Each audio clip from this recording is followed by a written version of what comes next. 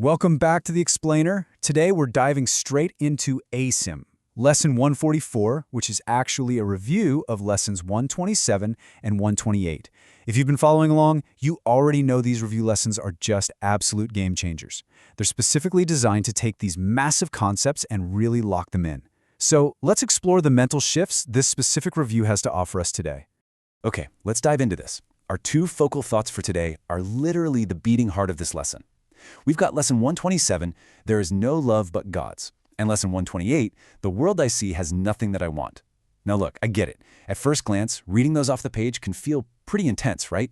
Maybe even a little harsh, but don't sweat it. Our whole goal today is to take these deeply philosophical ideas and translate them into real, everyday wisdom, stuff you can actually use to find some genuine peace of mind. And to do that, well, we've got to talk about the elephant in the room, that second statement about the world.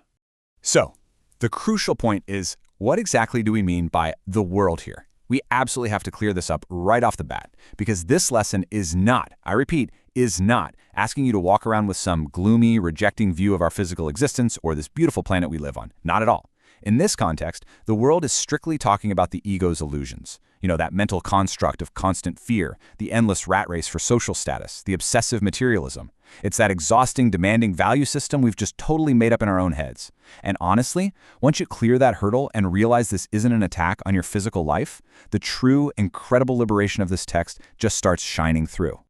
Once we've nailed down that distinction, it becomes so much easier to compare worldly love with what Lesson 127 calls God's love, or ultimate truth. Worldly love, the kind tied up in that ego-driven illusion we were just talking about, is, well, it's incredibly conditional. It's fleeting. It's totally transactional, based entirely on expectations and getting external validation. Honestly, chasing it is kind of like chugging salt water when you're stranded in the desert. It feels like it should quench your thirst, but it literally just leaves you more dehydrated and desperate for more. But on the flip side, what the text calls God's love, that is ultimate, unconditional peace. It completely satisfies. There's no performance required, no hoops to jump through. It simply is, and it brings this deep, unshakable serenity right into your mind. Which brings us right back to the pure genius of Lesson 128, escaping the illusion of worldly value.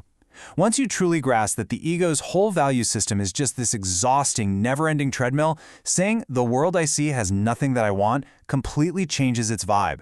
It's not some dark, nihilistic statement. Actually, scratch that. It's the exact opposite. It's incredibly liberating. It is a massive, collective sigh of relief. You're finally giving your own mind permission to just step off the treadmill. You don't have to chase that constantly moving target of external validation anymore because you realize, hey, none of this stuff actually holds any real value for my true self anyway. Now, what's really interesting here is the explicit promise the text makes about what actually happens when we drop these attachments. By letting go of worldly value, we don't just feel a little better. We escape some very heavy, specific emotional burdens.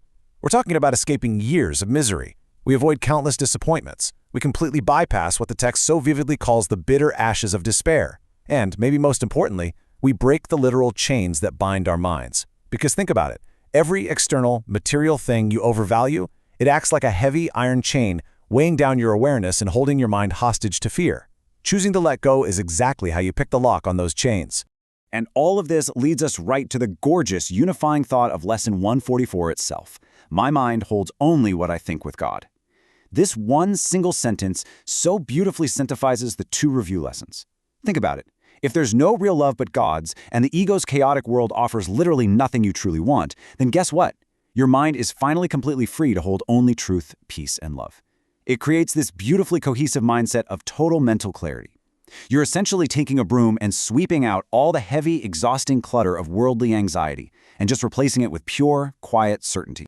Let's move to and see how this builds into our actual practical game plan for today.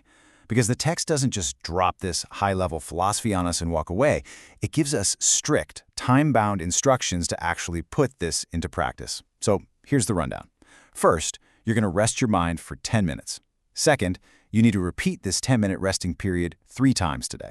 Just 3 times. And third, you have to actively protect your mind throughout the rest of your day. During those 3 10-minute sessions, you are actively letting your mind escape those chains we talked about, allowing it to rest deeply and be totally restored to sanity and freedom. But you might be wondering, what about that third step? How do we actually go about protecting our minds during the regular, crazy, busy hours of the day? Well, the text actually hands us the exact, precise response to use whenever you feel triggered or stressed by worldly illusions. When you feel one of those chains trying to latch back onto your mind, like maybe someone cuts you off in traffic or you get an insanely stressful email at work, you pause and you tell yourself with quiet certainty, "This will not tempt me to delay myself. The world I see has nothing that I want." It's literally your mental shield. It stops the ego stress cycle completely dead in its tracks and instantly restores your peace. Let's bring this explainer full circle now.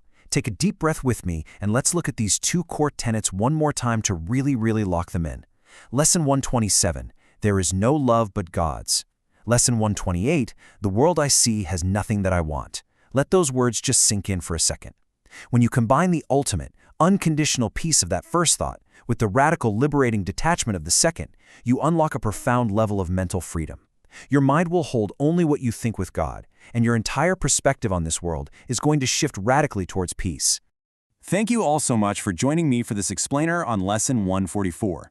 If you found this breakdown helpful and you want to keep building that inner peace, make sure to hit that like button and subscribe for more explainers just like this one. But before you go, I want to leave you with a final thought to apply to your day right now. Take a good look at your life today. Look at your daily stressors and tell me, what worldly chain are you ready to release today? Think about it. Let me know, and until next time, keep protecting your peace.